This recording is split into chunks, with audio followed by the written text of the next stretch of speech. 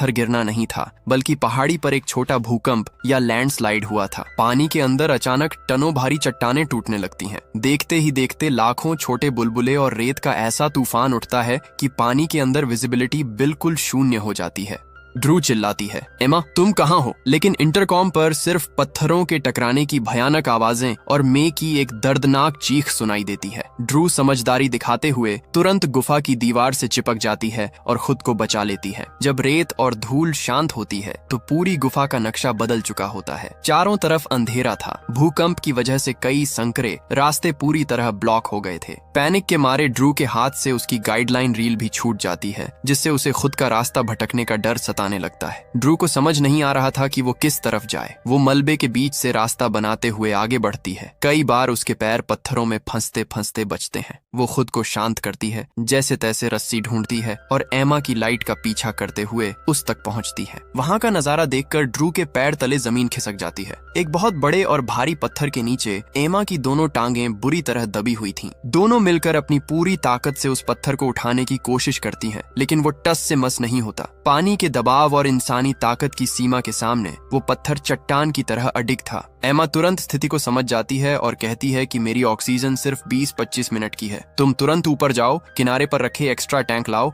और कार की डिग्गी में जैक होगा, उसे लेकर आओ, उसी से ये पत्थर उठेगा। लेकिन जाने से पहले अपनी घड़ी में 20 मिनट का टाइमर जरूर लगा लेना। ड्रू बिना वक्त गंवाए सतह की तरफ भागती है, लेकिन यहाँ वो डाइविंग का सबसे बड़ा नियम तोड़ देती है। वो बिना डिकम्प्रेशन के सीधे सतह पर आ जाती है। जैसे ही ड्रू पानी से अपना सिर बाहर निकालती है, उसे एक भयानक पैनिक अटैक आता है। वो हाँफ रही होती है और चीख रही होती है, लेकिन जब वो किनारे पर पहुंचती है तो मुसीबतें उसका रास्ता रोके खड़ी थीं। ऊपर पहाड़ी से जो पत्थर गिरे थे, उन्होंने किनारे पर रखे एक्स्ट्रा ऑक्सीजन टैंक्स और उनके मोबाइल फोनों को पूरी तरह मलबे के नीचे दबोच लिया था। ड्रू पागलों की तरह अपने हाथों से उन भारी पत्थरों को हटाने की कोशिश करती है, जिससे उसकी उंगलियां छिल जाती हैं और खून बहने लगता है। वो पत्थरों के बीच दबे फोन को निकालने की कोशिश में अपना एक नाखून भी चोटिल कर लेती है। ऊपर से वो टाइमर लगाना भी भूल गई थी, जिससे उसके कई कीमती मिनट यूं ही जाया हो जाते हैं। अब वो हाँफते हुए पहाड़ी पर खड़ी कार की तरफ दौड़ती है, लेकिन सबसे बड़ा रुकावट अभी बाकी था। कार की चाबी नीचे पानी एमा के पास ही रह गई थी। ड्रू गुस्से और बेबसी में एक भारी पत्थर उठाती है और कार की खिड़की का शीशा चकनाचूर कर देती है। वो अंदर घुसती है और बैक सीट से 2 ऑक्सीजन टैंक तो निकाल लेती है, लेकिन जब वो डैशबोर्ड पर लगे डिग्गी खोलने के बटन को दबाती है तो डिग्गी नहीं खुलती। आधुनिक कारों में सुरक्षा के लिहाज से अगर चाबी पास न हो या कार पूरी तरह अनलॉक न हो तो डिग्गी का इलेक्ट्रॉनिक लॉक काम नहीं करता। ड्रू कार के अंदर बैठकर सिर पकड़ लेती है। बिना जैक के वो अपनी बहन को कैसे बचाएगी, ये सोचकर उसकी रूह